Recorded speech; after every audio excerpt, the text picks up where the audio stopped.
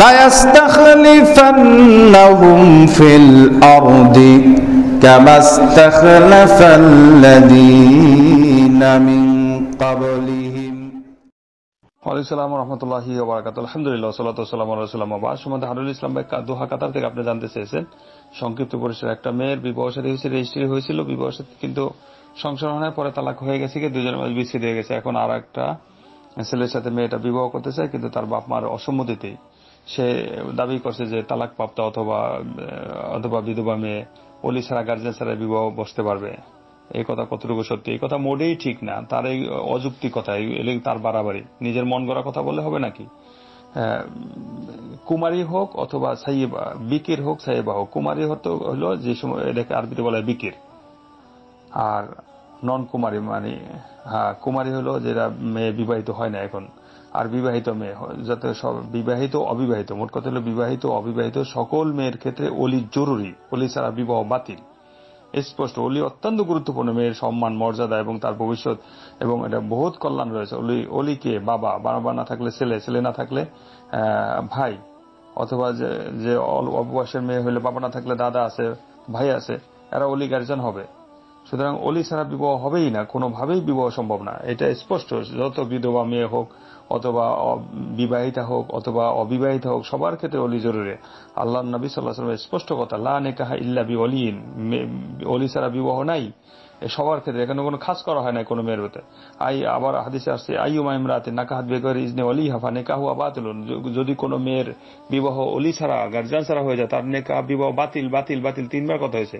অলি জরুরি, অলির ক্ষেত্রে অত গুরুত্ব, অভিভাবকের ক্ষেত্রে এত গুরুত্ব, তিন ইমামই মত দিয়েছেন। শুধুমাত্র ইমাম আবু হানিফা রাহিমাহুল্লাহর মত পাওয়া যায়, অন্য আল্লাহ ভালো জানেন। এই জন্য হানাফি মাযহাব পদ্ধতি ওরা অনেকে শিথিল করছেন না।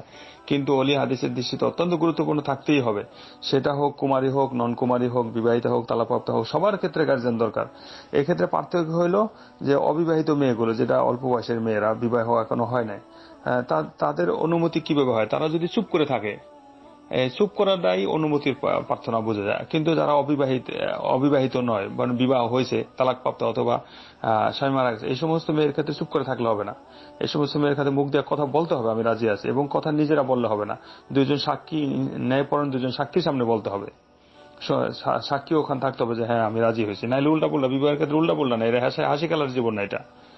এবং দুজন সাক্ষী সবার ক্ষেত্রে দরকার, এটা অবিবাহিত বিবাহিত, অলি যেমন দরকার, সাক্ষী দরকার, প্রমাণ দরকার। এগুলি হাদিসে আসছে, অলবিক্র তুস্তা আজান, অবিবাহিতা মেয়ের জন্য কি তুস্তা আজান, অনুমতি নিতে হবে। আর অনুমতিটাকে ইজনুহা সুকুতা, অনুমতি নিতে গেলে যে চুপ থাকে, তা এই চুপ থাকারও তার অনুমতি হয়ে গেল। আর যদি না করে, না করে, এই জন্য সুকুত নিসফুল জবাব, চুপ থাকাটাও অর্ধেক জবাব চলে আসত। আইয়েমু তুস্তা আমার, আর যেটা আইয়েমা বলা হয়, তা স্বামী বিধবা, স্বামী মারা গেছে, অথবা মনে করেন অন্য ভাষায় তালাকপ্রাপ্তা, তাহলে তার জন্য চুপ থাকলে হবে না, তার সরাসরি মুখ দিয়ে কথা বলতে হবে যে হ্যাঁ আমি রাজি আছি বিষয়। এইটা হলো ইসলামের বিধান। আর অলির ক্ষেত্রে কোনো সার নেই, অলি অবশ্যই জরুরি। এই যে মেয়েটা উল্লেখ করছে এই বিষয়ে, এটা তার ভুল ধারণা, কোথা থেকে সে শুনছে উল্টা পুল্টা। আর তার বাবা অনুমতি না, সে তাহলে অলি অনুমতি দিচ্ছে না, অলিকে অনুমতি করাইতে হবে, তার বাবাকে গার্জেনকে অনুমতি রাজি করাইতে হবে।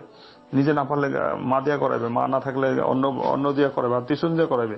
গার্জেন অবশ্যই জরুরি এখানে, এই সমস্ত কথার কোনো মূল্য নেই। আল্লাহ হেফাজত করুন। আল্লাহুম্মা আমিন। সাল্লাল্লাহু আলাইহি ওয়া সাল্লাম।